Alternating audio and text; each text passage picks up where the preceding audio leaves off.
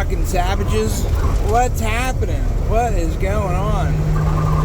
So, how many of you guys on here do archery stuff and don't do archery stuff?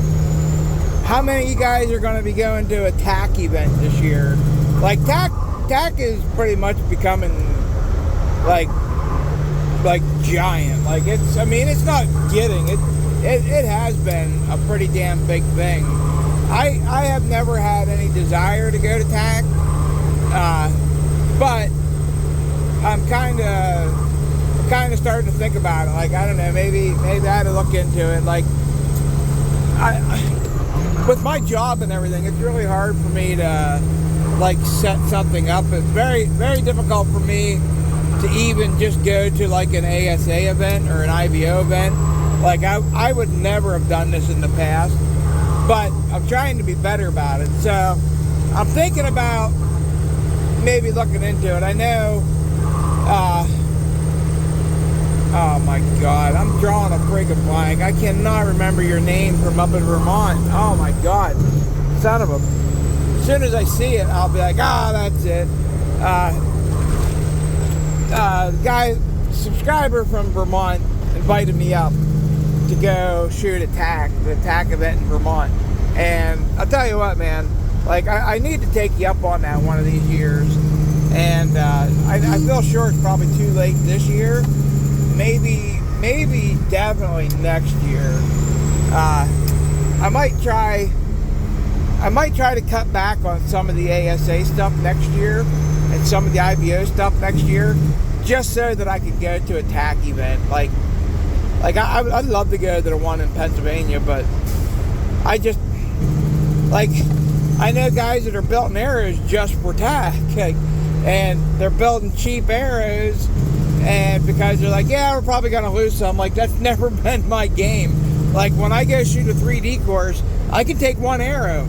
The only time I can't take one arrow is whenever there's more than one target at a station, and even then, or like at a pin. Like, on some courses, you walk up to them and there's 2 or 3 targets at one spot.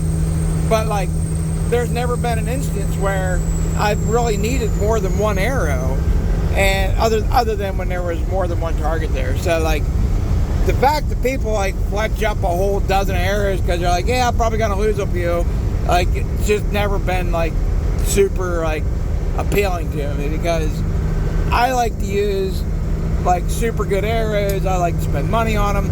Like, I have no problem shooting 50, 60 yards, not even a little bit. But like, some of these guys that are shooting 80 to 125, oh my God, and farther, like, I'm not saying that I can't do it. I've just never really set up to like be good at it. I'm sure I can do it. Like, I was listening to a podcast, and for this girl to shoot 100 yards, she has to literally move her dovetail back all the way, and she had to fletch up a 2-fletch arrow just so she could shoot 100 yards.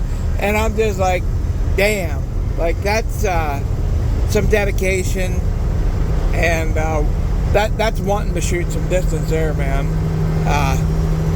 But yeah, like, I'm thinking about it. I'm definitely thinking about it.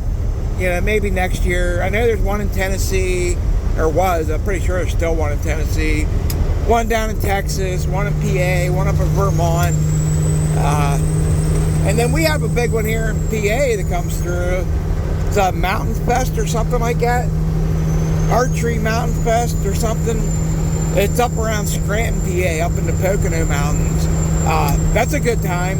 I've never shot it, but I know a few of the guys that help run it. And if they say it's a good time, I will guarantee you it's a good time. Anytime you're shooting on hills, I love shooting hills. I freaking love it. I love shooting on the hills. That's the one thing about shooting the ASA. Like I love the ASA. Don't get me wrong. I think it's a great time, but it's all flat. It's just flat, man. This highway has more hills on it.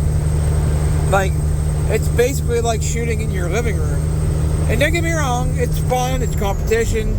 It's no different than like shooting indoors somewhere. You know, that's flat as hell too, but like like the ASA is stupid flat. The only one that has a little bit of hills on it is the one they're trying to get rid of, and that's Kentucky, London.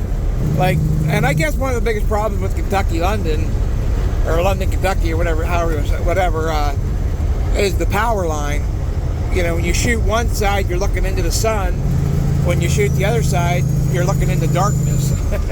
And you got an uphill on one side and a downhill on the other side. And I'm sure that's a real mind fuck.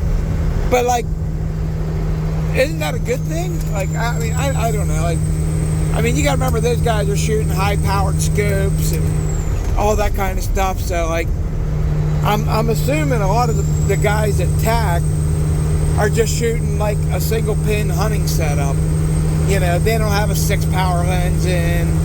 They're not shooting big clarifiers and stuff. Like more than likely, a TAC guy has a single pin slider or a 3-pin slider.